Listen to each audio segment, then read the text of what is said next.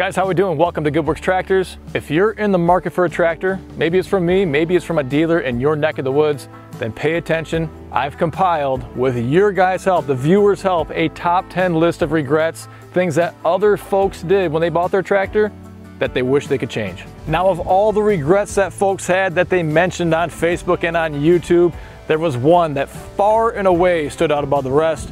It was also a very expensive mistake that they made. So make sure you stick around to the end. I'm gonna save it for last. I am proud to let you guys know I am sponsored by Bora Wheel Spacers. If you want some stability for your tractor, you're feeling a little tippy side to side, check out Bora. They have a lot of solutions, steel or aluminum, 1 to 6 inches in width. Could be for your tractor, maybe it's for your truck or a UTV. Gonna be a link down below in the description. Bora Wheel Spacers, check them out. And if you enjoyed this video, I would love to get a thumbs up from you. Thumbs up right down below, hit that subscribe button, and make sure you check out everything over at goodworkstractors.com. We've added all sorts of attachments in the last few weeks. We keep on adding more as well, so if you haven't been there lately, you want to head back over, see what's new.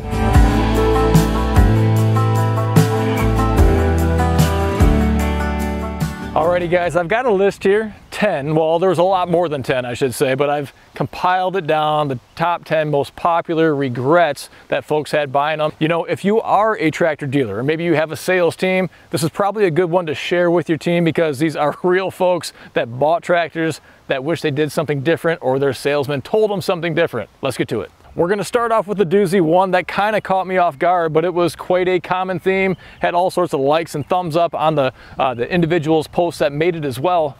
Mid-mount mowers, the belly mowers that go right down underneath here. That was a huge regret that folks had. You know, they wish they spent the money on a zero turn, maybe a rear finish mower, maybe a vacation, I don't know, but something besides getting this mid-mount mower underneath. Didn't get a whole lot of detail into it. I guess if I was going to assume something, it's because the inconvenience of having to take the loader off, put the mower deck on, reverse that process when you want to go from mowing the lawn to doing something with the loader or the 3-pointer or the backhoe.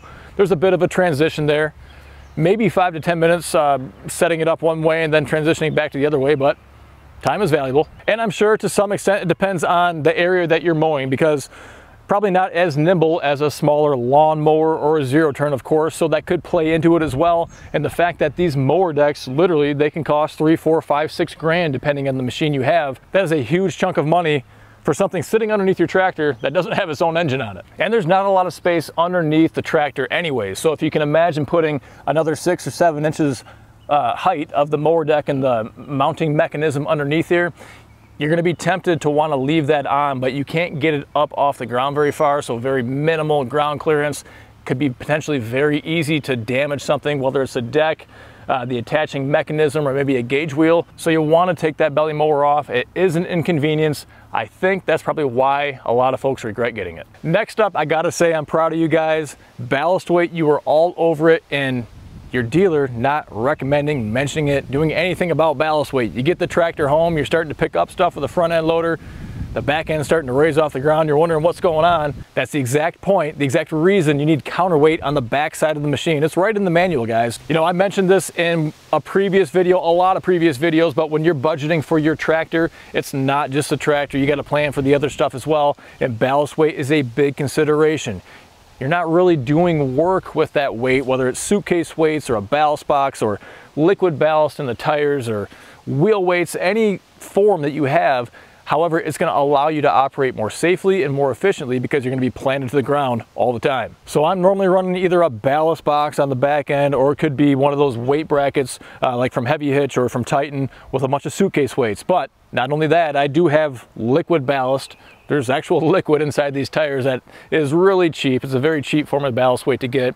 I've done a couple videos all about ballast weight, the best forms of it. So with this tractor, a subcompact, the John Deere 1025R, the smallest of tractors that you can get, it still requires 1,050 pounds of ballast weight. And you can't get that just with one type or one form. You're gonna have to do something back here in the 3-point, something on the wheels or inside the wheels as well. Attachments were a big hitter, in particular pallet forks, but attachments kind of as a general theme. You know, but everything for the front end, yeah, your pallet forks up here, maybe a stump bucket like what you see, could be a quick hitch on the backside. I saw that called out a couple times, but your snowblower, your rear blade, anything you can think of, the general theme was a lot of folks wish they got that and included it in their financing up front. It's a lot easier just to kind of have that one monthly payment instead of paying cash out of pocket for different attachments down the road. Though I don't mind that too much, and you know where to go, goodworkstractors.com, if you need something for your machine.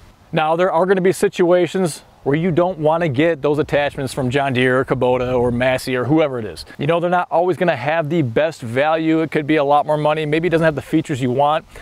The Speco Quick Hitch you see back here, it doesn't use bushings, for example. So the bushings that you have to size up for every 3-point attachment that you put on a traditional iMatch or maybe a Land Pride Quick Hitch, you don't need to do so on this. So you save a lot of money down the road. This stump bucket, for example, I have it for a John Deere Quick Attach or a skid steer Quick Attach.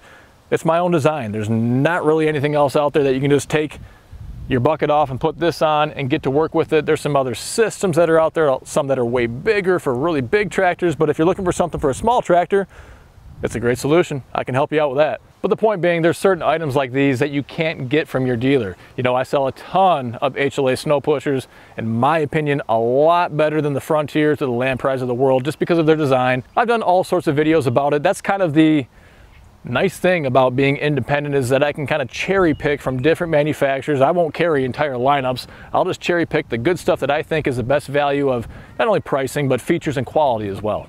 Okay, we're partway through. We've eliminated some possibilities on those potential big regrets. We're narrowing it down. We're getting closer to that biggest regret that almost 25% of survey respondents said was on their list. You think you have an idea what it is? Stay tuned, we'll get to it soon. A little bit of tractor education. Basic operation, understanding how your machine turns on, moves around.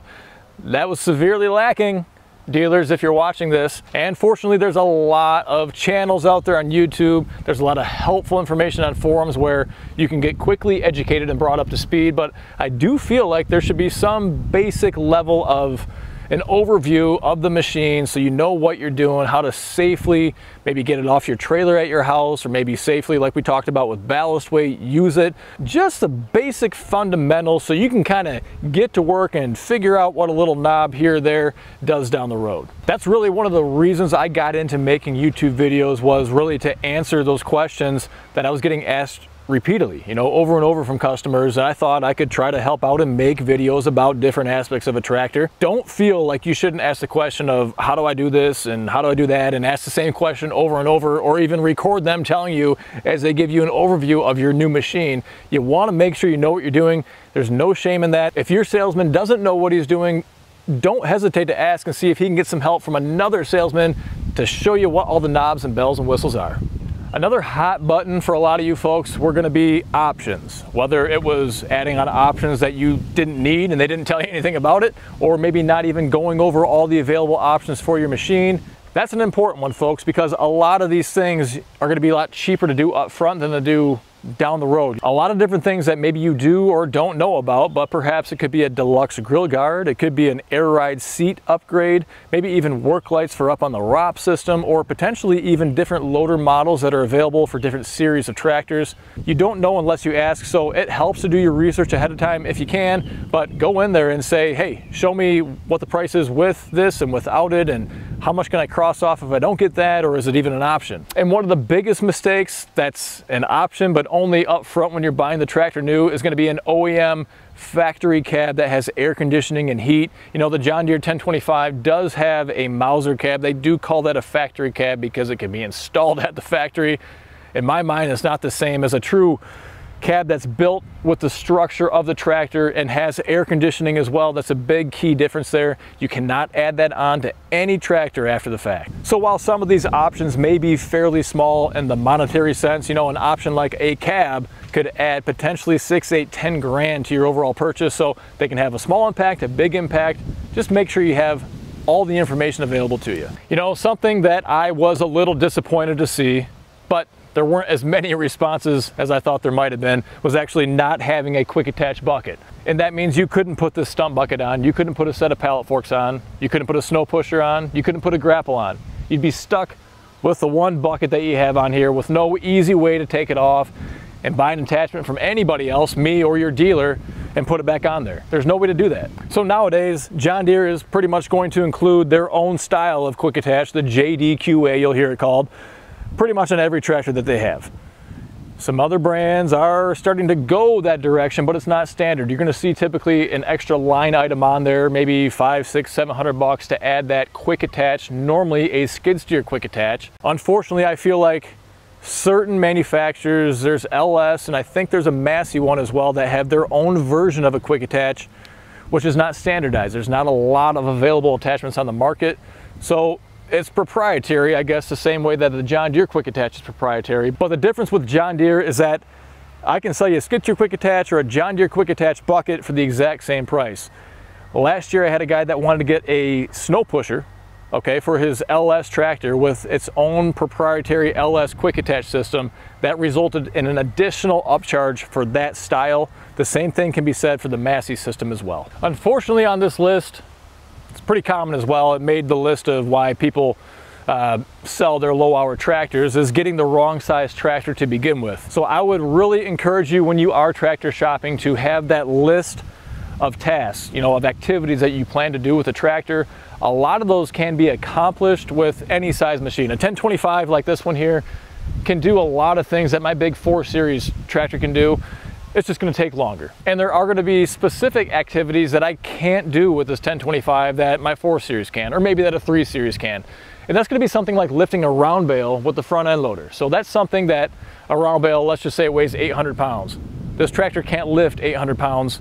That's the load center is 2 foot out from it. There's no way that's going to happen. And if you have to lift it off of a trailer, hauled out to your field, or whatever the case is, you're not gonna be able to do that with this tractor. But on the flip side, maybe you're doing it commercially, you have to go through a lot of gates in the backyards of residential developments. Something like my 4 Series is gonna be too large, so you need something smaller. Maybe not a 1 Series, but maybe a 2 or a 3 Series, something with a narrower footprint to be able to get through those backyard gates. So there's a lot of reasons for maybe buying the wrong size tractor, and while in this survey, the biggest regret was not getting big enough, maybe you do need something smaller. The one reason I'll say is more common for not buying big enough to begin with is because generally, the bigger you go, the more expensive it is. So you're trying to save money because you're on a budget up front, and you just want to stick to that budget. However, if that means a year from now, you're selling that tractor, losing money when you're selling it or trading it in. Same thing with the attachments. You got to get bigger attachments, bigger tractor. All you're doing is really costing yourself more money down the road. What you doing, buddy? Huh? Come on. Hey, you come here. Hey, where are you going? Sorry. Where are you going? Come on. Come on. Come on. Let's go. Get over here. Come on. Sorry. Oh, you're fine. Come on, get over. A pretty common theme where the rubber meets the road. A lot of regrets there on getting the wrong style of tire or tread pattern up front. This is not something you want to mess up. It is really costly to fix this down the road. Sometimes it's not just the tires, but the wheels as well that you have to replace. And now when I say up front, I mean at the time of purchase, not just the front axle. But you have a lot of tire options to go through. This style here is becoming more and more popular. It's going to be a radial style. On the smaller tractors, it's going to be the Carlisle VersaTurf. As you get into the larger machines, the 2, 3, 4 Series or the equivalents of other manufacturers, you're going to see the Goodyear / Titan R14 tread pattern. Essentially the same thing, slightly different, but it's a very good hybrid tire. It takes a lot of properties from your traditional ag tire, the R4, and even the turf, and kind of merges them all together. You can see we're on a lawn, and these are just fine on here, but they're great on packed snow and on ice and dirt and mud. So a lot of good properties, very good wearability, good traction in different situations. So if you have the opportunity to decide on a new or a used tractor, see if you can find a way to get different tires or the tires you want negotiated into the deal. Okay, before we get to that biggest regret, the most expensive one, I actually want to switch modes and give some compliments to folks that were so prepared. They had no regrets at all because they went into the purchase doing a lot of research right on YouTube like what you're watching now, or on tractor forums, or just reading through literature, talking to their dealer, having a good dealer, a good salesman for all sorts of answers, Q&A, just to get the right decision the first time. So that is really nice to see. One of the most popular responses being, I had no regrets at all. Okay, so we're at the doozy. This was probably nearly 25% of the responses either liked this or made a comment explicitly about this, and that is going to be hydraulics. And not just the hydraulics to make your loader go up and down and curl and roll, but that's the extra hydraulics to be able to run a grapple, you know, open and close that up front, or angle a snowplow, or maybe it's on the back side, wanting to run a hydraulic top and a tilt kit, or maybe have a snowblower on the back with a hydraulic chute rotation. There were even some folks that wanted to have an independent mower deck lift system. So you hydraulically raise and lower your mower deck instead of using the same control that's going to raise and lower your 3-point. That's the traditional way to raise and lower your mower deck, is using that same lever to raise and lower your 3-point. So if you have, I don't know, a ballast box, or you have a bagger or a seed spreader or something else on the back, that's going to go up and down the same time as the mower deck is. So having those independent controls to operate the mid and the rear is going to help out with that. In fact, there's so many reasons that you want to have an additional hydraulic option on your tractor that I made an entire video all about it earlier this year, 15 reasons that you want a third function on your machine. However, if you got yourself into a situation with a tractor that doesn't have the third function, the additional ports on the front of the back, we've got a solution for you. It's a DIY solution. You can do it yourself. And even if you're considering getting those OEM hydraulics, you may want to look into this. It's going to be the Summit Hydraulics diverter kits, rear multipliers, all sorts of options that are available for the homeowner to do themselves. Typically somewhere in the 25 to 50% cost range compared to having a dealer do it.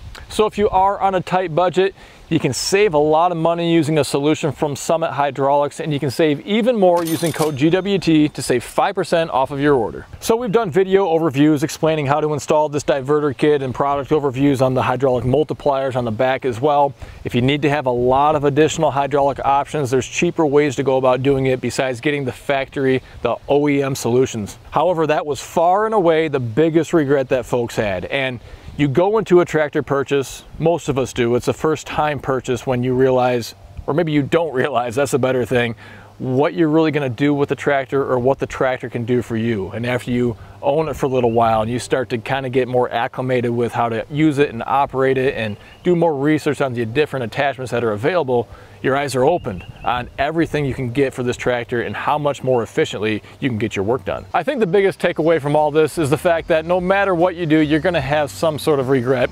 I think a little bit of that is inevitable because it's very hard to get one machine that maybe does every single thing you want. So you kind of got to make a priority list, you know, just get those big hitters that you want crossed off, and that way if there's something more towards the bottom that maybe your dream machine doesn't have, it's not that big of a deal. So hopefully this video, what you took away from it and what everybody else contributed to help make it possible, will help you out in your future purchase. I want to thank you so much for taking the time to stop by. I would love to get a thumbs up from you. Make sure you hit that subscribe button right down below and head on over to GoodWorksTractors.com. We do sell nice, clean, low-hour used tractors there and all sorts of brand new attachments. We ship them all over the country all the time. So thanks again, and until next time, stay safe. We'll see you soon.